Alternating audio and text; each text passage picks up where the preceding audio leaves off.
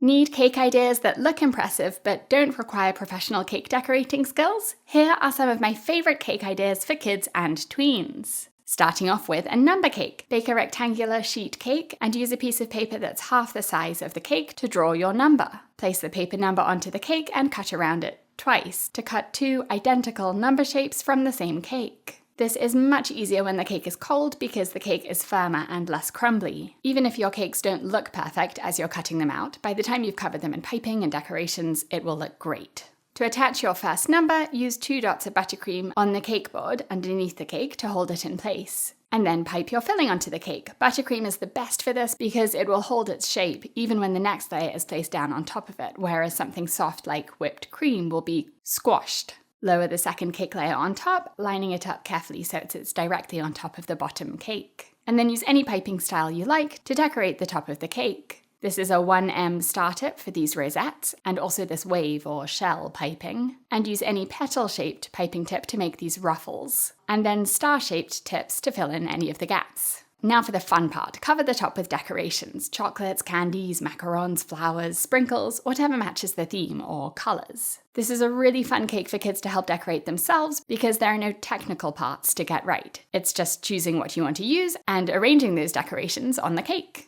Next up, an emoji cake. To make a mini cake, you can cut layers out of a larger cake. This is a 6-inch cake and a small round cookie cutter. But you can make these with normal-sized cake layers instead. Attach the first cake layer onto a cake board with a dot of buttercream to keep it secure, and then layer cake and filling and add a crumb coat, which is a thin layer of frosting to trap any crumbs that come off the cake. Let this set in the fridge for about 30 minutes and then add a final coat of frosting. And to create the emoji face, you're going to make your own homemade stencils. Use parchment paper or wax paper and draw the facial expressions of your chosen emoji. And cut those out, leaving the surrounding paper intact, which will become your stencils. Chill the cake so the frosting is really firm, and then press the stencil against the cake, spread buttercream over it to leave a smooth, thin layer, and then peel the stencil away to reveal the emoji design. The peel is so satisfying. This is a fun one for kids because they can choose their own favourite emoji. A smiley face, heart eyes, sunglasses, whatever they like. And like all buttercream cakes, these taste best when served at room temperature.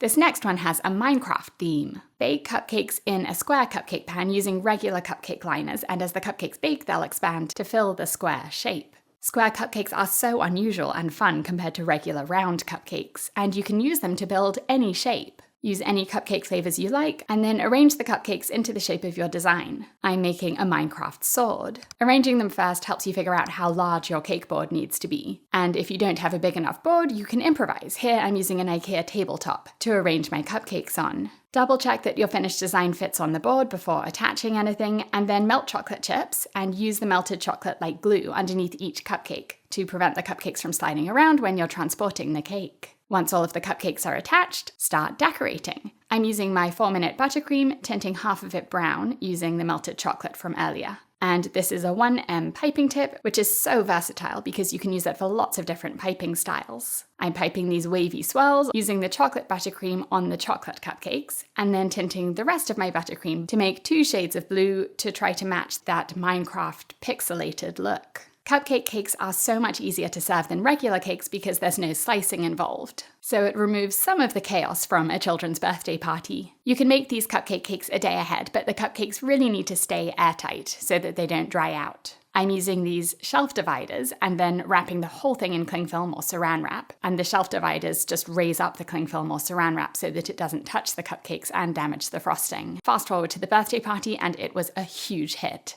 Now for a really pretty cake. I know this tutorial is cake ideas for kids and tweens, but this is actually the birthday cake I made for myself this year. Tint buttercream in all of the colours you want to use, choosing colours that blend smoothly into each other in a gradient like rainbow colours do. Layer the colours on top of each other in a piping bag, and then pipe your frosting onto the cake. And you'll see the colours as they push through each other in the piping bag will blend together slightly on the cake, creating this beautiful rainbow ombre effect. Smooth the frosting with a cake scraper and leave it like this, or add some texture. I'm turning my cake comb on its side and using that end to wiggle up and down gently against the frosting to make this wave texture. If you want to add sprinkles, like these sugar pearls, do it straight away while the frosting is still soft and sticky, so that they attach easily. And I'm adding some wafer paper butterflies as well. It's such a fun girly cake, I'm obsessed with it. This next one is a graffiti cake, and I'm starting with rainbow cake layers, dividing my batter into different bowls, and then pouring the batter in rainbow order into each pan so that the batter spreads out into rings. This is a really fun cake to cut into.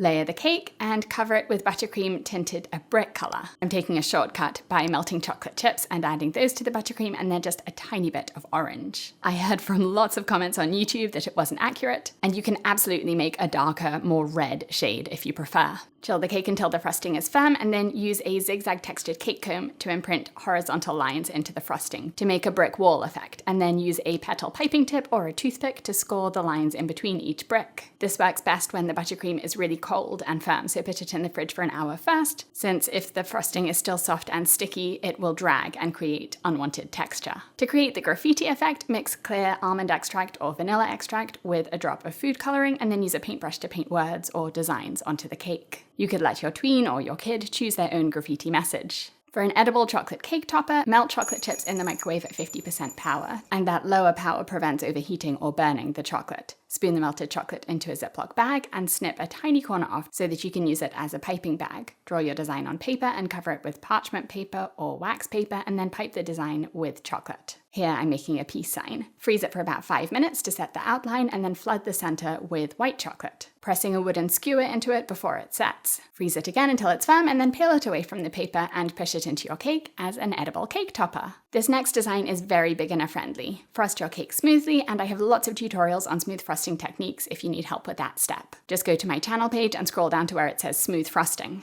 Place your cake onto a tray so that you don't make a huge mess, and then pour sprinkles around the bottom of the cake, pressing them into the frosting while it's still soft and sticky so that they attach easily. Tap any excess sprinkles off the cake board onto the tray, and then lift the tray up to pour the sprinkles back into the jar or container to reuse later. Fancy sprinkle mixes can get very expensive, so it's definitely worth saving them. Spoon your leftover buttercream into a piping bag. This is a double swirl, which adds nice texture and height without adding too much frosting. If you're adding sprinkles on top of these, add them immediately while the buttercream is still soft and sticky. This is one of the simplest cakes to make, but it still feels really fun and celebratory. Vintage heart cakes have become really popular, and as long as you have a few piping tips, they're actually surprisingly easy to make. If you don't have a heart-shaped cake pan, start with round cake layers and cut a small piece off 2 of the sides of each cake layer, and then spread some buttercream onto the curved edge and press those cut-off pieces against it to make the top of the heart. Add filling and then repeat to build a heart-shaped layer cake. Chill the cake before frosting because, like all cakes, this is much easier when the cake is cold, but this is especially true for cakes that you've cut or carved or sculpted because they're much more crumbly. Spread on a crumb coat, chill again to set that frosting, and then add a final coat of frosting, taking your time to smooth the frosting before you start piping. Use a variety of piping tips for different textures and details. A petal tip is great for ruffles. This is a Wilton 104. And you can use cookie cutters to press against the frosting to give you a guide before piping these curved swags.